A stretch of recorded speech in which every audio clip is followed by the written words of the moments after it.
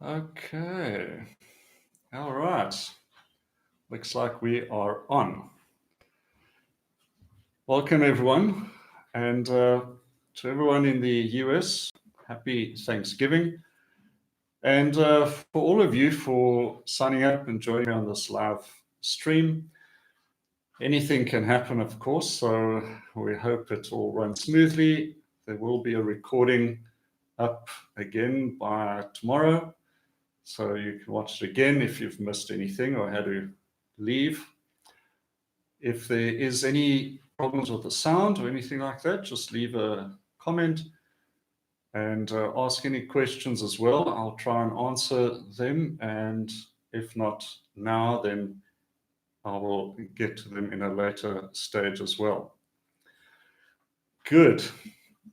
So this is obviously not enough time to really go into a great deal of depth about painting.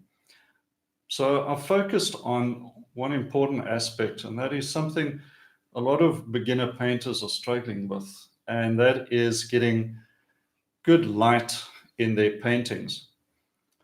It's one of the things that I often hear from people looking at my paintings is that they say that there's a good light effect, or we love the light.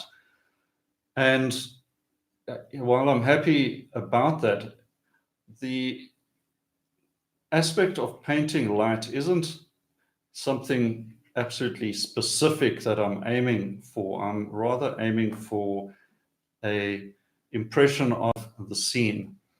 But of course, it all ends up pretty much going the same way, and that is to get an accurate impression or to convey what is attracting me to the scene is the light.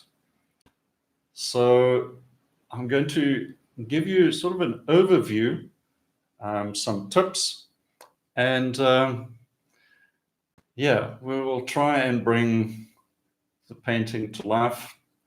And a couple of tips that you'll be able to use straight away.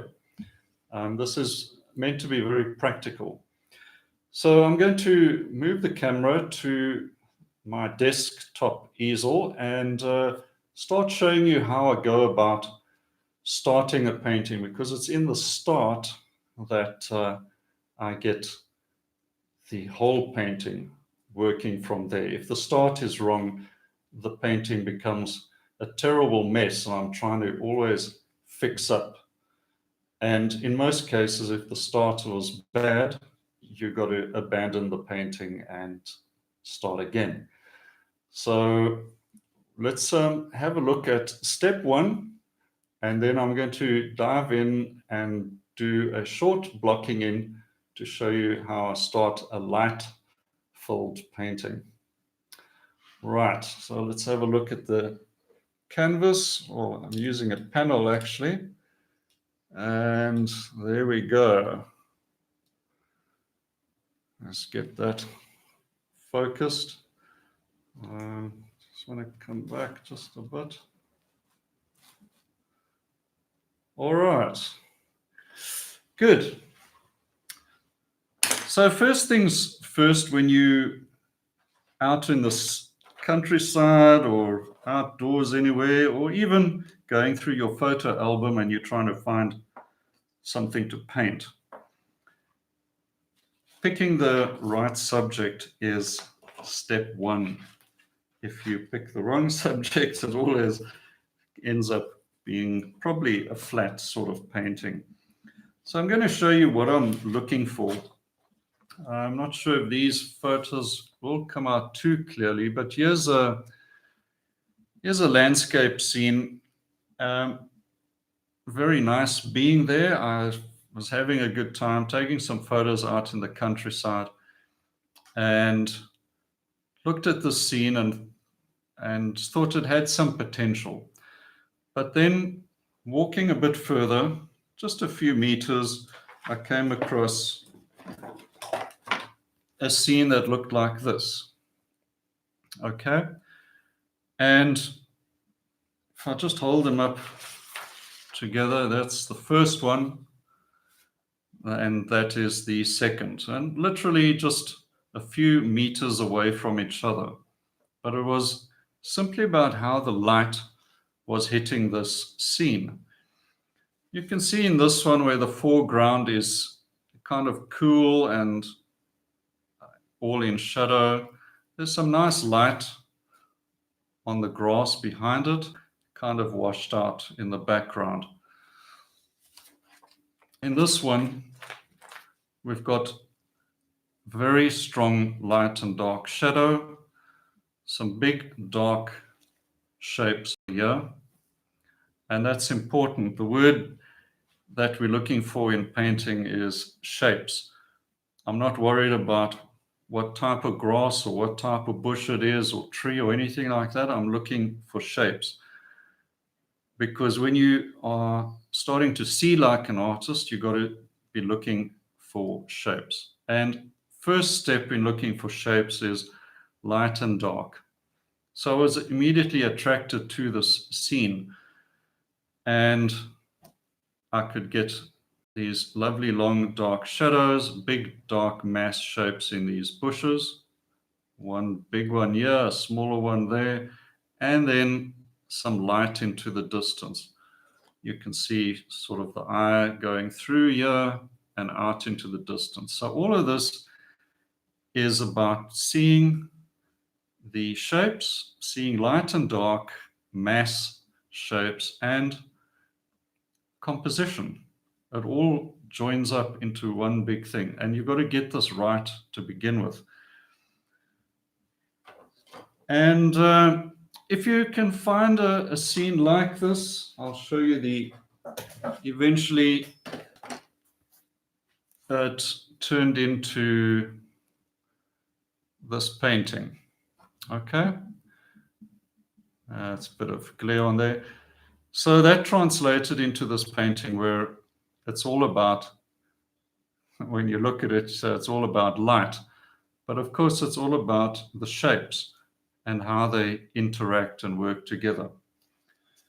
So that was really a very quick view in trying to find a scene that translates into good shapes. Okay, now I've picked a subject that I'm going to work with to illustrate this, and it's this scene over here. This is a photograph I took in the Western Cape, and immediately when I came down this road, it was in the early morning, which is another tip as well. Look for your best scenes in the morning, early morning, and in the evenings. Just like a photographer, you're looking for light and dark. So I was immediately struck by the scene, and clearly what was standing out for me was the strong light against the dark mass shapes. Now, when you look at this scene, you can see that most of the shapes here, or the trees, are in fact dark. And that's just fine, because they're going to make these lights really stand out. So when I look at a scene like this for the first time, I always start off with a small sketch. If you're ever in doubt about your scene, do a little thumbnail sketch, very quick one. I call it, well, it's not a name I came up with, but it's called a no-tan sketch, and it's actually a Japanese name, kind of meaning light and shadow. And it's just a little thumbnail sketch about this size, very small, something you can do very quickly. So let's just move this picture. Let's see if I can rest it there. Now, I always start off with a black felt tip marker like this. This is a Winsor Newton, and get a black one and then get a sort of middle gray. This is a gray number 2. So the first thing you do when looking at your scene is to just squint a little. And the reason you squint, I'm sure you know already, is to cancel out details. The moment you squint slightly, the scene automatically turns into flat, big shapes. So I'll start off with the darkest mass shapes and just going in with big shapes. I don't outline it first, I simply brush it in. And I do that because when I'm working with the paintbrush, I'm obviously brushing it in as well. So use your pencil or your marker pen pretty much like you would use a paintbrush. Okay. So roughly speaking, I'm seeing a strong shadow across the road. Your shadows are very important. Another one at the bottom there. Big dark mass on the left. And we got that more or less correct there. Just fill that in.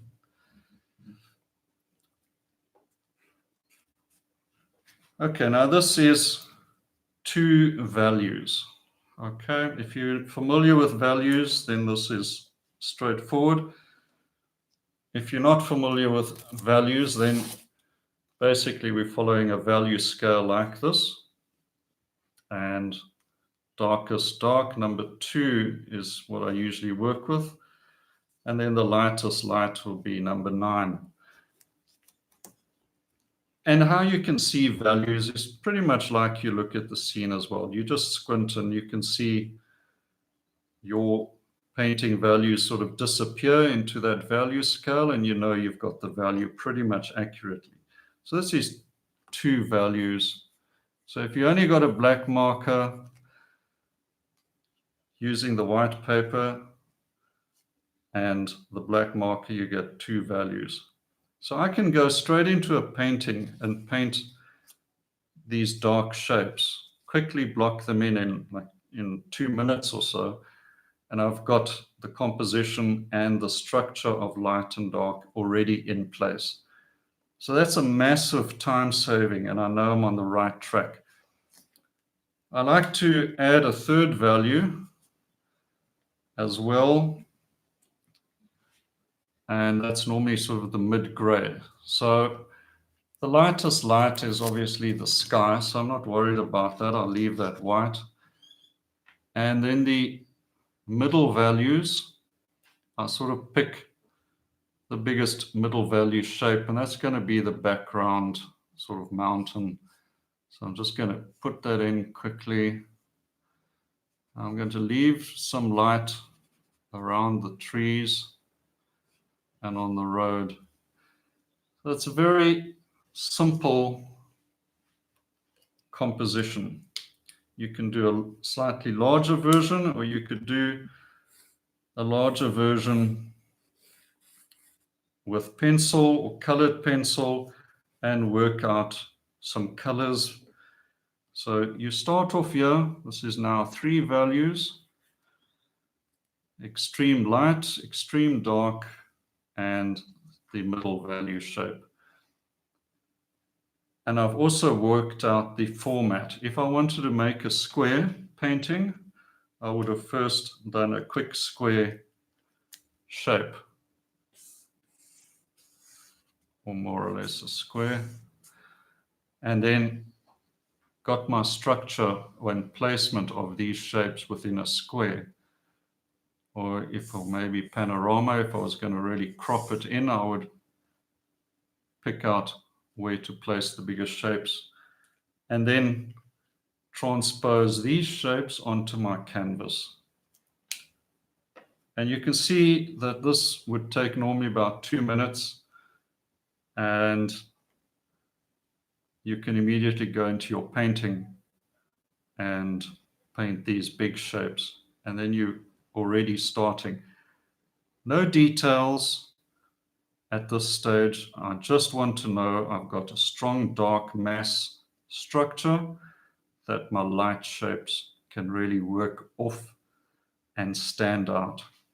And that's how you get a light fold painting, by just following this plan forwards. So the no-tan drawing, I explain that in quite a lot of detail in my classes. And if you've done any of the online lessons as well, you would have come across the whole process of the no-tan. Solid, flat, two-dimensional shapes. Okay, so that's something I would normally then put to the side and use it as a reference. And then, as I said, I've worked out the composition. I'm going to be working with a portrait. So we're just going to do it roughly like so. Right, now, before we get started with paint, let's just get that camera something to focus on. Right, so before we get started with paint, there's the question of brushes. And I'm a big fan of using a large brush. This is a size 8 long flat bristle. This is a size 6 long flat. And these are the two brushes that most of my painting is done with these. Even a small painting like this will be number 6 and number 8. There are a few shapes, maybe a number 4 later on, where I'm making shapes smaller. But for the most part, 80 or 70% is done with these two. And you can see the long flat can make a big shape, it can make a small shape, extremely versatile. I may add a few little details with this little rigger brush towards the end and also sign my name. But really you can get away with 3 brushes quite comfortably. Stay away from little brushes. If you're doing a painting this size, sort of the 10 by 12 or smaller, you can do the whole thing in a number 6 brush very easily. Okay, it doesn't mean use a tiny brush. These are the smallest brushes, the 6 and 8 that you should focus on. And long flat bristle brushes, the best for oil painting in my opinion, if you want a sort of loose look to your painting. Okay, paints. All right. Okay, let's have a look at the paints. I've got titanium white, some yellow lemon. I've put in some orange just for a bit of convenience here. I've got a little bit of red light, some magenta or alizarin crimson, whatever you can get in that respect. Basically, and alizarin would be best. Yellow ochre, burnt sienna. These are just for convenience, save a bit of time. Ultramarine blue and cerulean blue. In effect, I'm looking for a warm and a cool of each main color. Cerulean to me is cooler, ultramarine and warmer. The 2 reds are warm and are cool, and the 2 yellows. Orange is very close to deep yellow as well. So warmer orange, I should say warmer yellow, and a cooler orange or deep yellow, and then obviously white. Right, so the other important aspect of brushwork is, just find the last, is to use your brush in a bold fashion. Okay, I wonder if I can just go back to here. All right, holding the brush is such an important thing. So I'm going to just show you, ideally, for most of the painting, you're holding it between your 4 fingers and your thumb. And that means you can't grip the brush, sort of a white knuckle type thing. You can just hold it comfortably and loose and get enough movement. You can pull the brush up and down, push it horizontally, and you get sort of a loose stroke. Avoid holding the brush like it's a pen and getting that sort of hard digging in motion. That ends up in a very blended surface and also can muddy up wet paint very easily. So it's not a pen or a pencil, it's a brush. You got to hold it in a loose but mobile fashion. And the movement of the brush is a movement of the arm.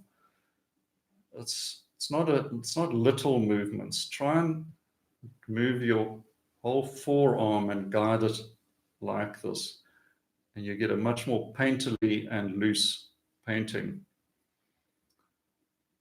I think that is the most important thing about brushwork. It all begins with how you hold the brush, and you can then layer wet over wet so much easier, and you don't have to worry about it. So just hold it light. Okay, back to the easel. Right.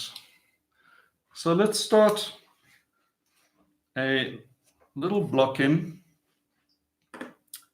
and I'm going to just hold the reference up there.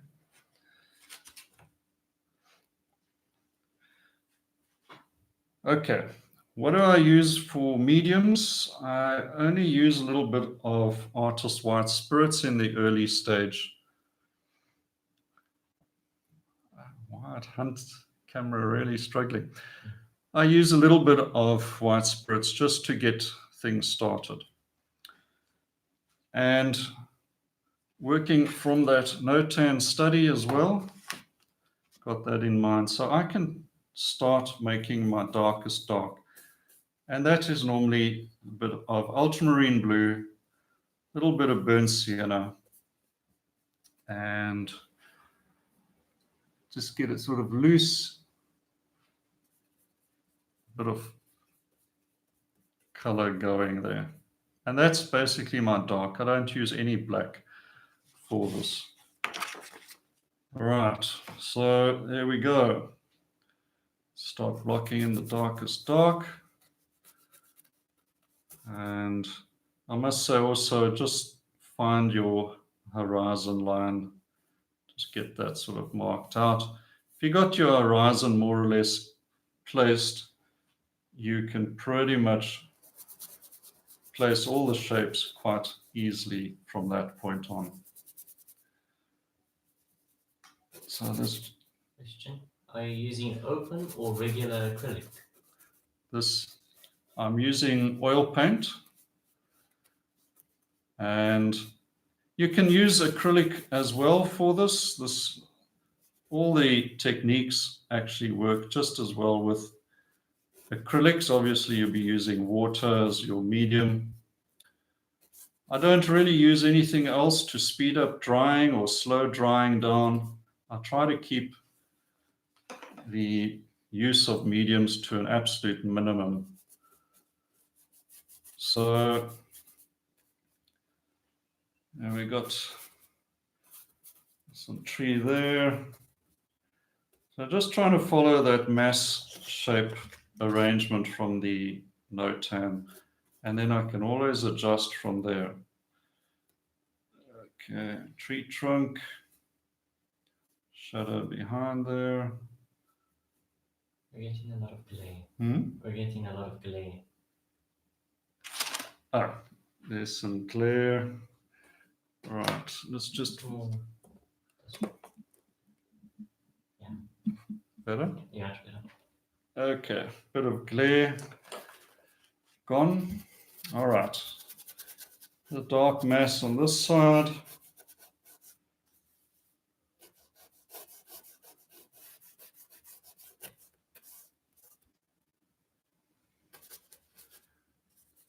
Let's have a look at those shadows across the road and linking up. You can always go over, so don't worry too much. These shapes, keep them very loose, keep it very general.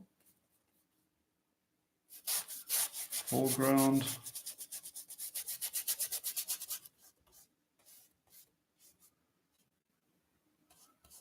Okay, and then stand back quite a lot. Stand back and have a look.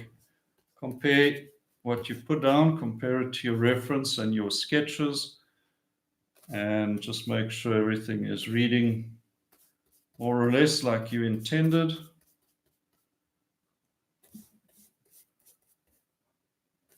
And just adjust a bit here and there. Okay, so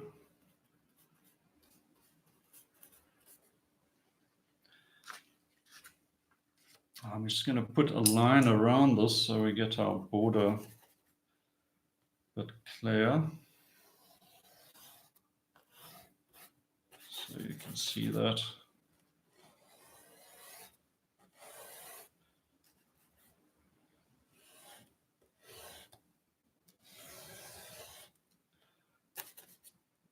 More clearly.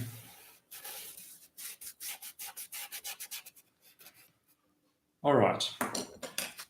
So more or less following our note 10, we got what did this take? Probably 2-3 minutes to block this in.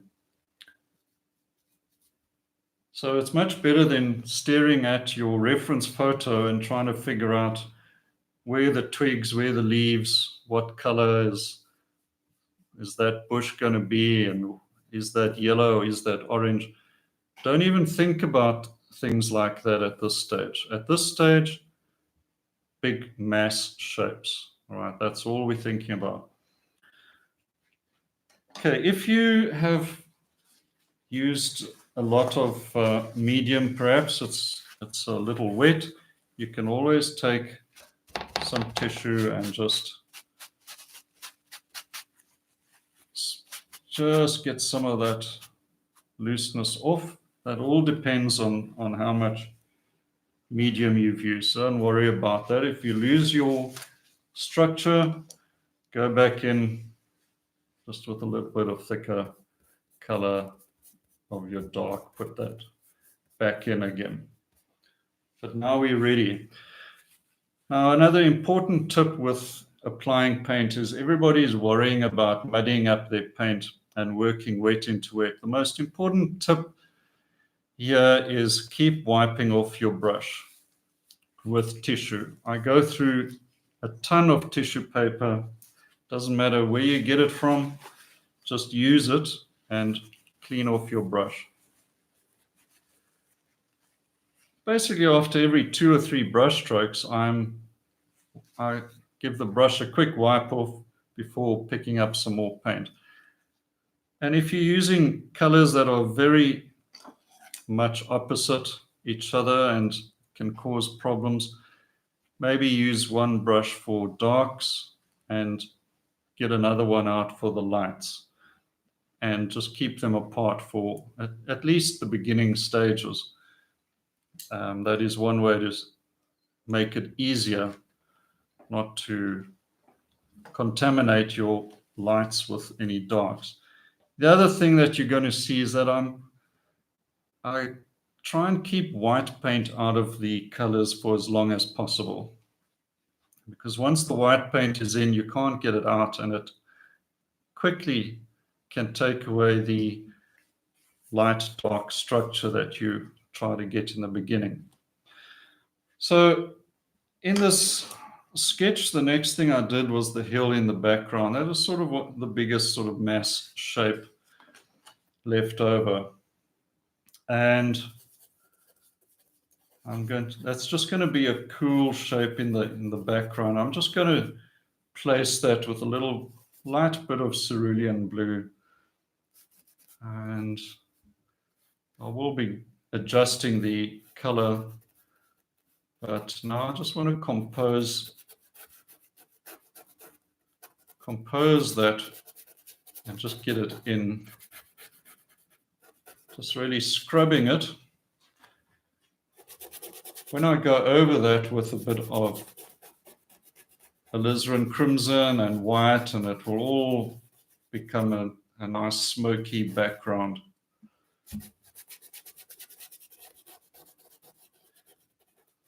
Okay. So there, I think we've got the structure in place, and I've left the white part showing.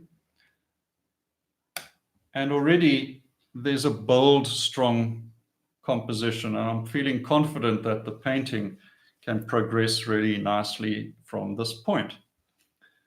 Okay, now I'm going to get into middle values and start adding some of the main colors in this early block-in stage. I'm not making tiny shapes, just big shapes. Right, so how do you go about working with your palette? Actually, you can make life a lot easier if you keep your palette clean quite often.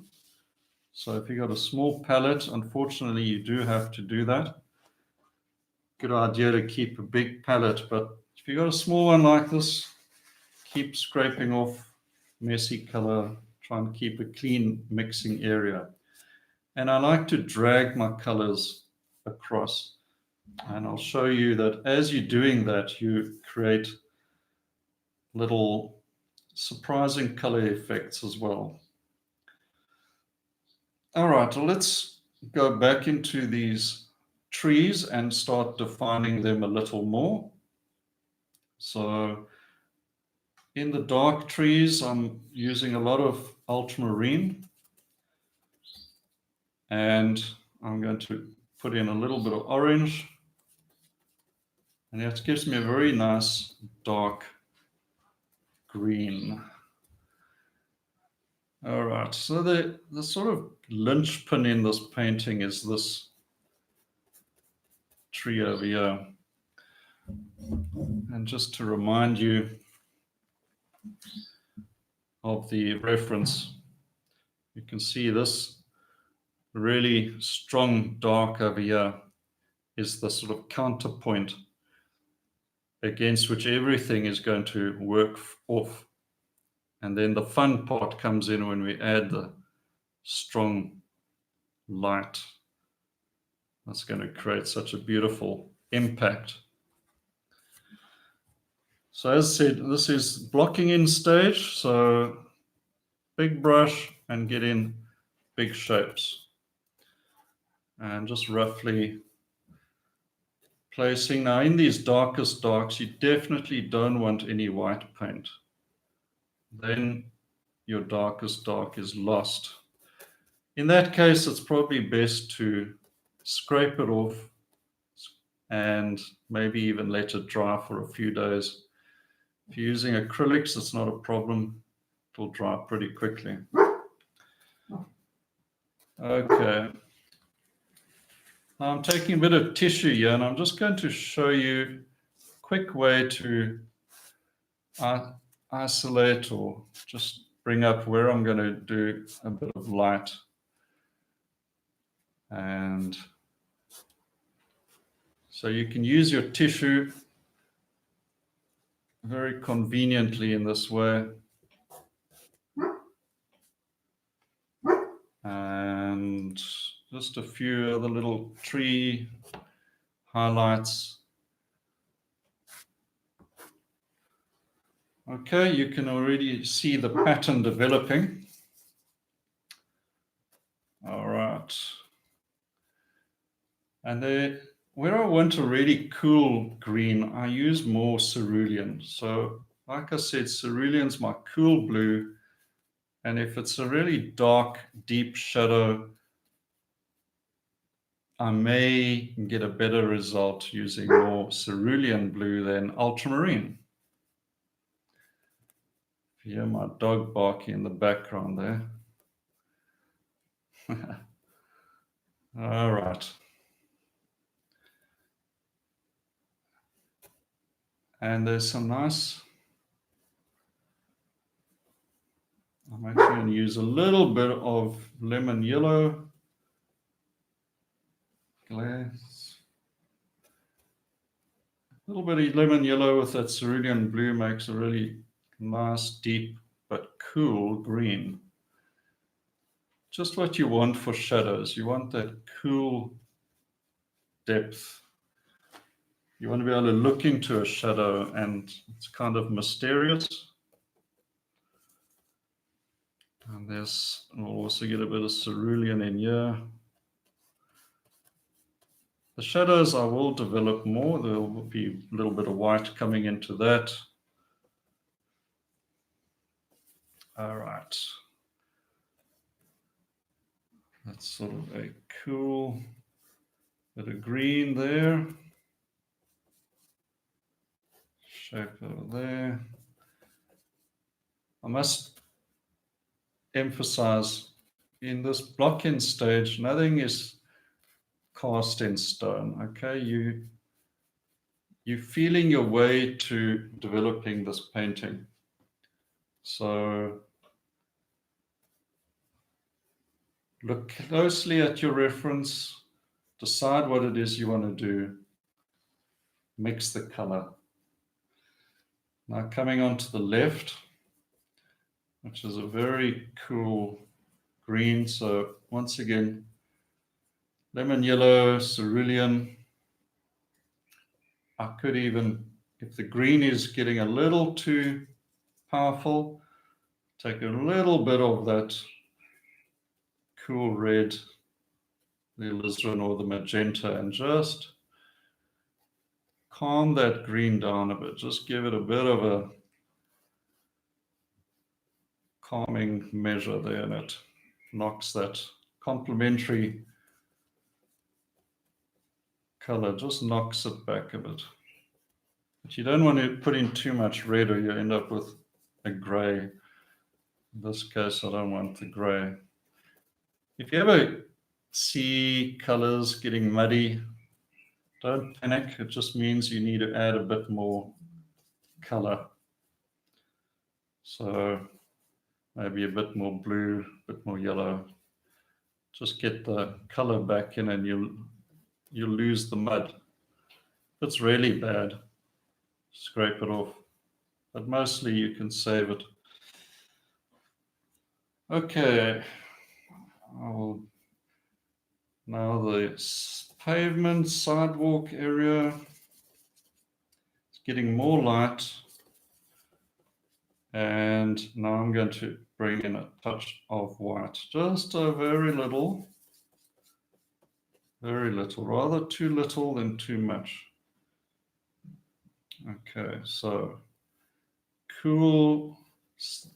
The sidewalk area is a very cool green. It's getting light reflected in from the sky, so it's much lighter than the upright shapes, but it's still in strong shadow. So it's very cool blue, cool green, almost. And actually that would work across the road too. Just a tad more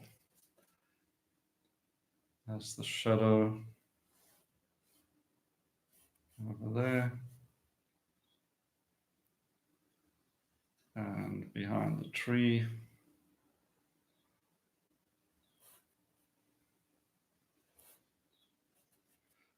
All right, so that's quite a nice, cool green there.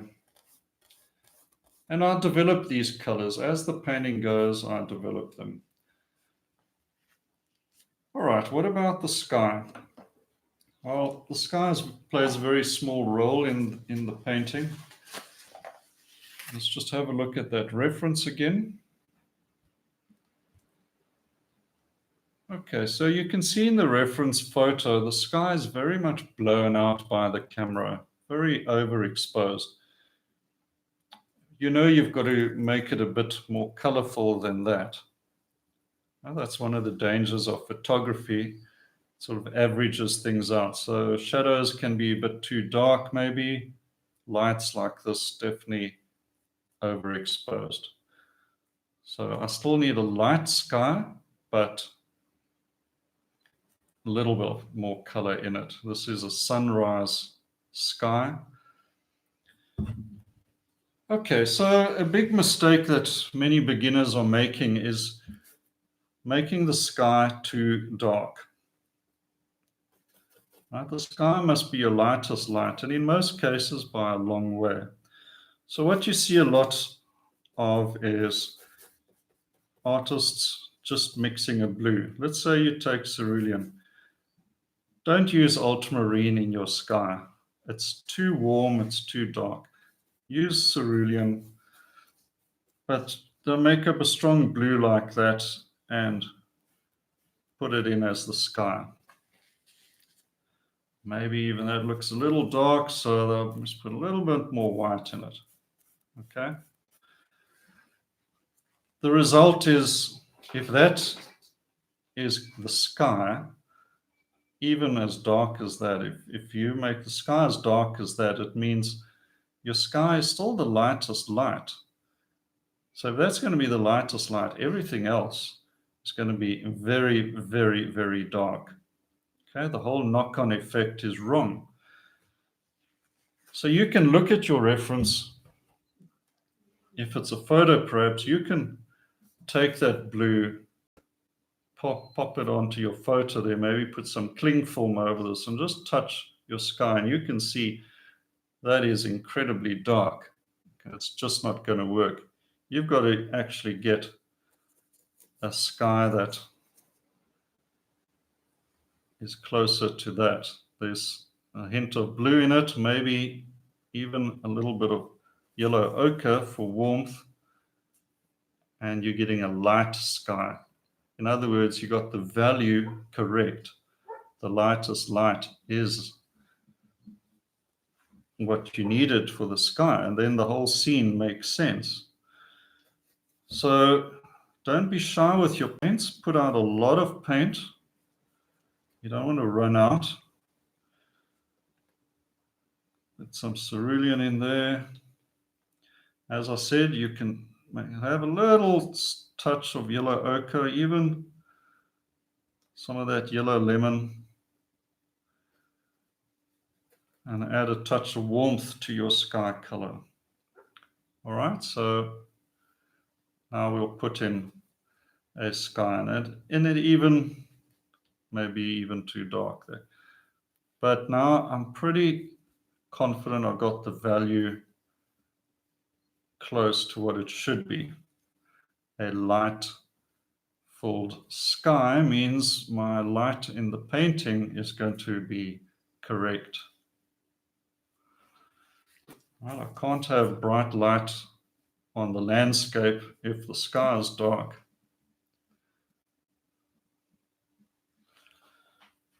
Okay. If later on I want to add a little more to that sky, I can do that. Sometimes your landscape reflects up into the sky on a very sunny day, and you can bring in a bit of yellow ochre and have a really warm sky. Sometimes you even see a hint of green. Okay, so sky value.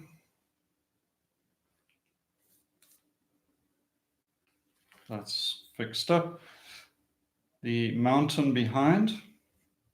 I'm just looking at this stage for a sort of flat color that'll work for that. Now the mountain is in shadow, so it's got to be light. Well, I should say it's got to be darker than obviously the sky, but it must be cool as well. It can't be a warm shape. So because it's in the distance, there's a lot more blue. Now, I know the mountain is covered with grass and bushes and things like that, but because it's in the distance, a lot of the yellows have disappeared, and it's getting more to yellow ochre, and the reds have gone more to a cool alizarin. So I'm getting a sort of grayish version. So I've added cerulean, white, touch of alizarin, a touch of yellow ochre. Trying not to turn it into a gray, or at least I say try not to turn it into mud. So try that out, and let's just compare it to the reference again. Okay, so if I put that color on my reference and squint a bit, does it disappear? It's pretty close. I simply, I think, need a little bit more alizarin, maybe too much, a little bit more blue. Let's just compare again. Pretty close. If I squint down, it almost disappears. So you look at that color on the palette and you may think there's no way that is the color of the mountain. But if you actually test it, you'll see that it is pretty darn close. So let's just block that in quickly and confidently. Let's not worry about details. Details are the enemy at this stage. They distract you.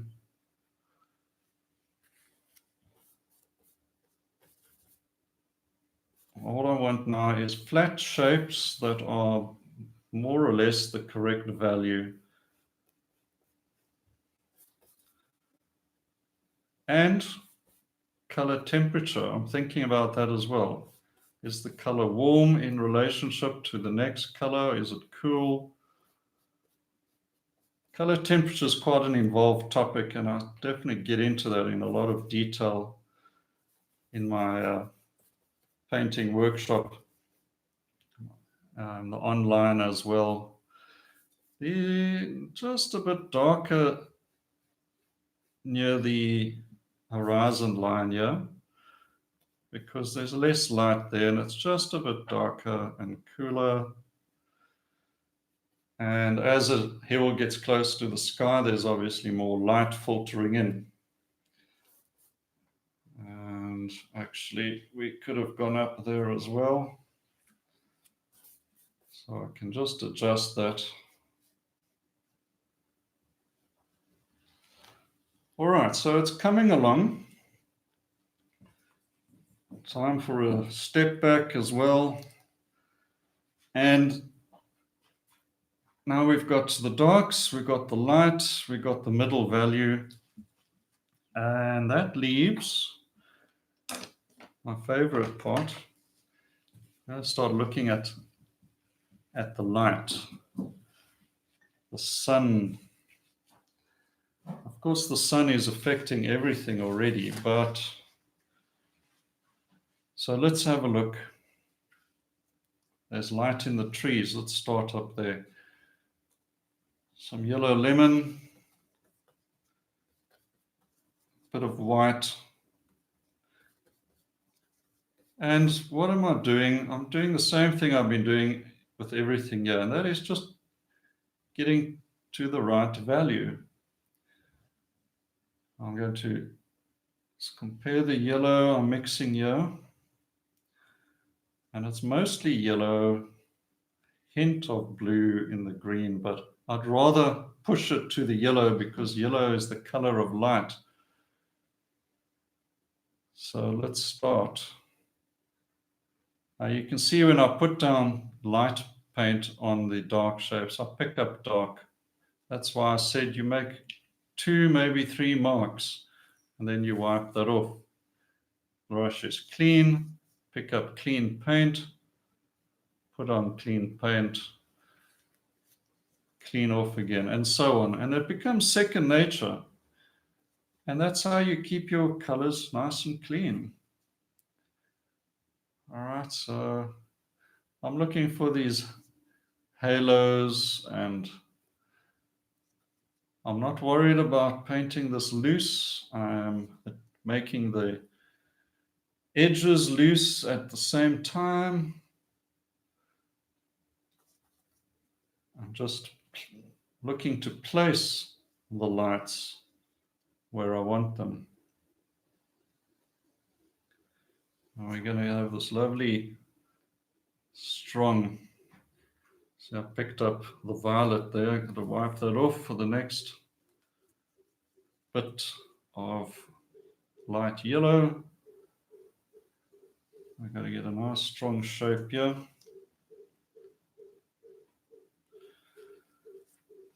Okay.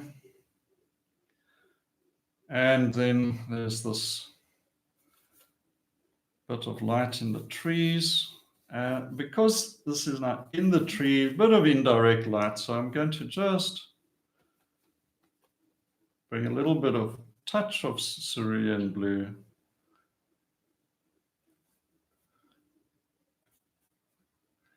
And just mark out where I want those lights in the tree.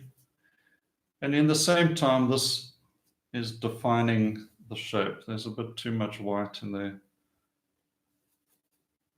Just cool that down. A bit more green. Green's too strong. I'm putting in a bit of alizarin. Just get it to relax a bit.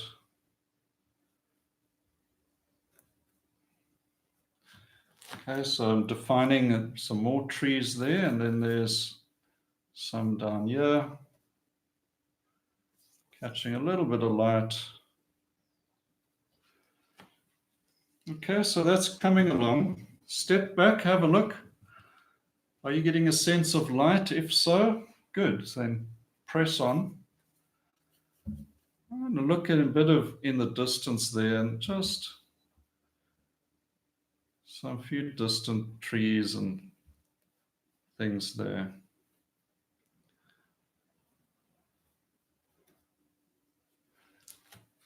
Okay, let's go and have a look on the left-hand side.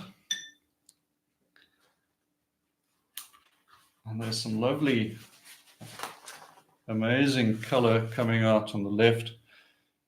And you can see orangey, autumn-like oak leaves. So to do that, I'm going to have to bring in a bit of red or orange. Let's just clean this up. Just drag in a bit of orange there. I'm going to use a bit of ultramarine in there. A bit of white. Be careful, don't put in too much white. Little touch of alizarin. And I just want to place this one. Okay, would be a base. And then I would lighten it up along the edges.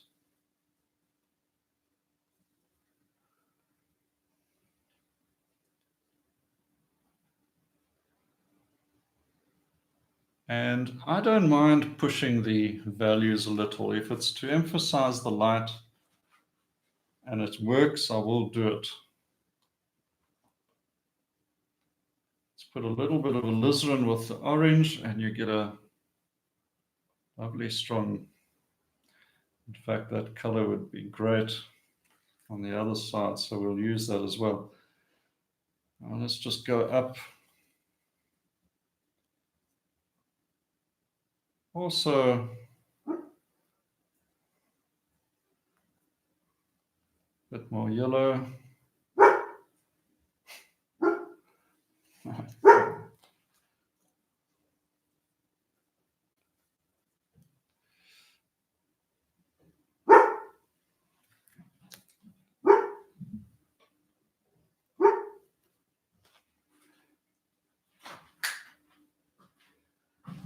Okay. All right, we got lots of little overhanging branches. In this stage, I'm not worried about them because I'm still in the big brush stage. I'm blocking in and I'm getting placement of what I need.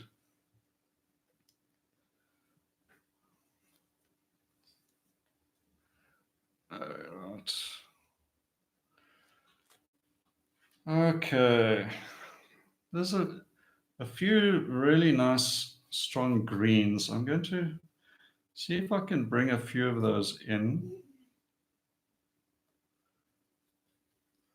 Let's have a look at that reference a bit closer. So I'm picking up, there's some nice greens over there. Let's just put those in. I can come back to them later. Okay. Right, we're on track. Right, let's get back onto the right-hand side, and now I'm just really going for it. Now I want super strong light. So I've taken quite a lot of titanium white, quite a lot of yellow, and I picked up some blue, got to wipe that off, get some more paint on, holding the brush parallel, and I'm just going to drag that over. I can refine the shape and I cut into it with blues later on. At this stage, I just want to get it down, define the shape of this tree trunk.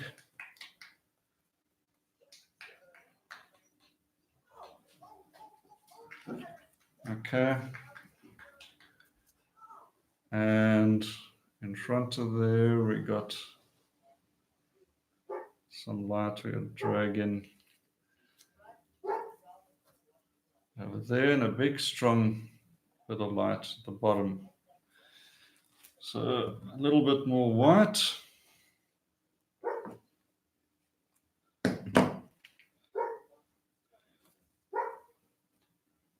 Slightest hint of cerulean, but it comes across the road, up and across.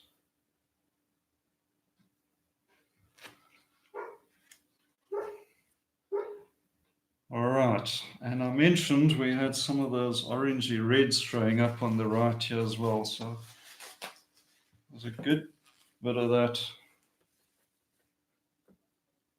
A little bit of red light in here, a little more, and just get my angle worked out. Actually a bit cooler, so a bit more alizarin just to cool that down a bit. And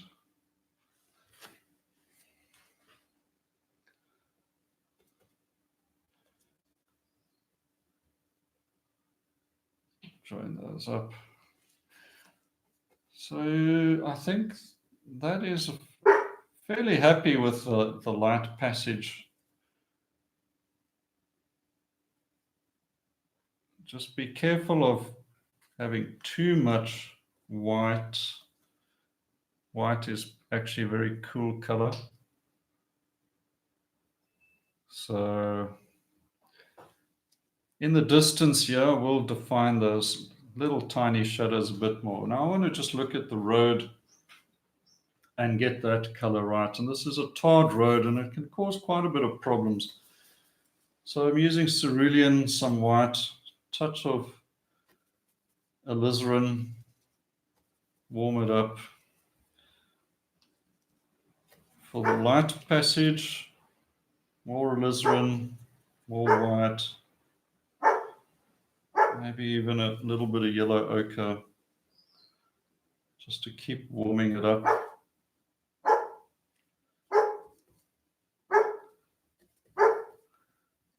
And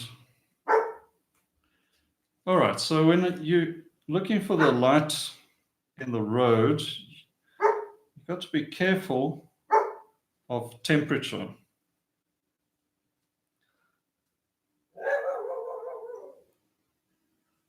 Right, I think, so what we got here is some cerulean, a little bit of alizarin, mostly yellow ochre and white, and a sort of a warmish gray. And that is the sun on the tarred road.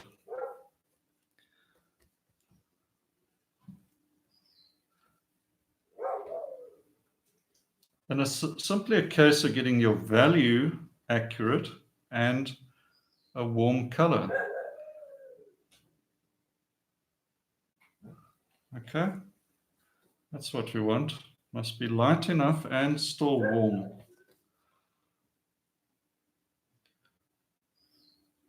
Oh, I picked up a bit of blue there by mistake. That does happen. So, and then some of the smaller shapes. Okay, what about the road in shadow? That's perhaps a bit easier. You're looking for a darker but cool color. I'm using cerulean once again. And yeah, I'm really going for a violet, darker violet. Compare it on your reference.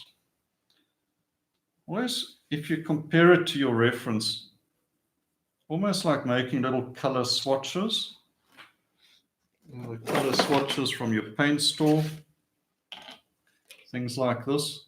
You make up your own color swatches and hold them to your reference. See if the color is right. Too light, too dark. If it's too dark, a little bit of white. When I add in white, I always come back in with some more color again. And I sort of narrow it down until I'm happy. Okay, so I think I'm happy with this one. Right, perspective of the road, heads off there.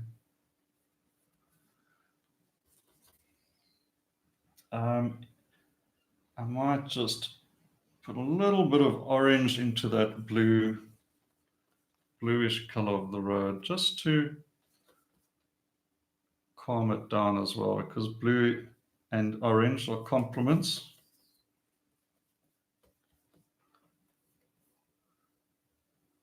And if the blue is getting a bit out of hand, a little touch of the complement will help.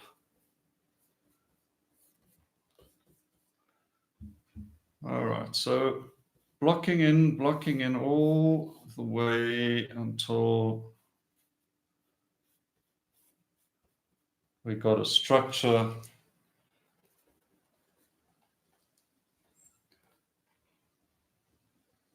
And just get that shadow color over there.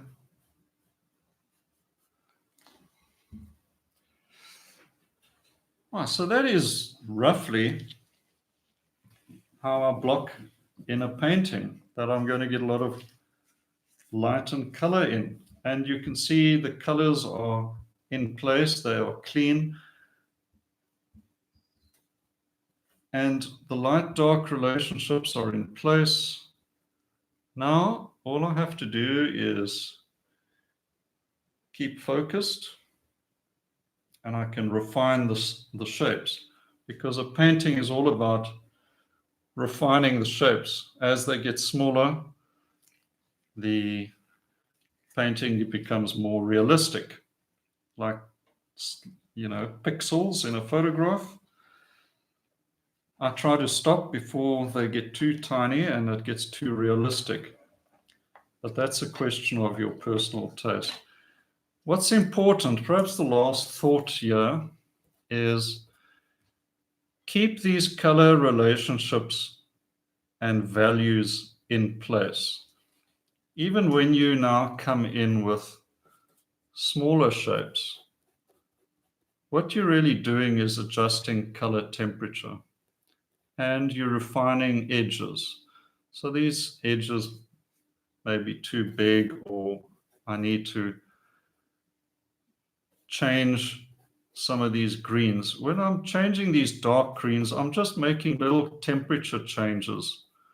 I'm not turning the dark into a middle value or a light. Okay, I'm just maybe adding a bit more blue, perhaps a tiny bit of violet here and there where there's more light. But overall, the shape remains what it always was, either a dark or a middle value or a light. Keep those relationships in place and you'll end off with something that you wanted in the first place, which was a strong, light-filled painting. You haven't lost it. And then when you start refining shapes, you can add some interest into areas, even the dark areas. I can bring a bit of burnt sienna and ultramarine, make a few little dark marks, what I call dark accents. So it's not just about highlights. Get a little few dark accents going, and that's how you bring character into your shapes. But you've kept the whole relationship in place of lights and darks. Then I will refine these a bit as well and add in a few little details here and there. To finish off, when I'm finishing off a painting, that's when I'll come in with a little brush and perhaps bring in some of those little details that you can see in the reference. There's a few traffic signs there. I may come in and have a little spot of red or something like that. But that is for the last stages. As long as I got the main body working, then I can come in with the little spots of light and etc. But you got to earn that. You first got to create everything else. Okay, I think we've gone to about an hour. I thought I would do this in about 40 minutes. Obviously, I haven't learned. So, right, well, I hope that's helped you. That was a very fast process from start to well into the block-in of the painting. And this is half the painting done. If I just develop a few of these shapes, it is maybe another half hour, 40 minutes, and it can be complete. Depends how much detail you want. But for an impression or a nice loose study, not too much more needs to be done. And this is my approach. If you focus on values, big mass shapes, to play off the light shapes, you got instant light filled painting, right? It's not that difficult. And I go into this in quite a bit of detail in, for example, Learn to Paint with Impact, but even more so in the Painterly workshop, which you'll find referenced in my website as well. And I'll be sending you more details about that in the follow-up with the recording of this lesson. And you can check it out for yourself. And I've got a tutor program where I give feedback and quite detailed help throughout the workshop as well. And we work together to help. And that gives you a lot of support, some accountability as well. And I just help you along with giving you the feedback. And that is really what's missing in a regular workshop, is that ongoing feedback. And my tutor program works out over about a 6-month period. So each month I will work with you. And I think that helps a lot. It's very popular as well. And I'll have some details in there and a bit of maybe a special offer there. Well, definitely a special offer. We're heading into December, so if you are interested, you could always join up now, and we kick off in January when the holidays are behind, and you got some time again. But more on that will be coming probably tomorrow, so just check your inboxes there, and please ask any questions you may want to know as well. And most importantly, over this holiday, paint, right? Every spare moment you can get, practice painting. Little paintings like this is what helps you. Don't worry about finishing masterpieces. Do the blocking, do the strong start. A strong start is what to focus on. Okay.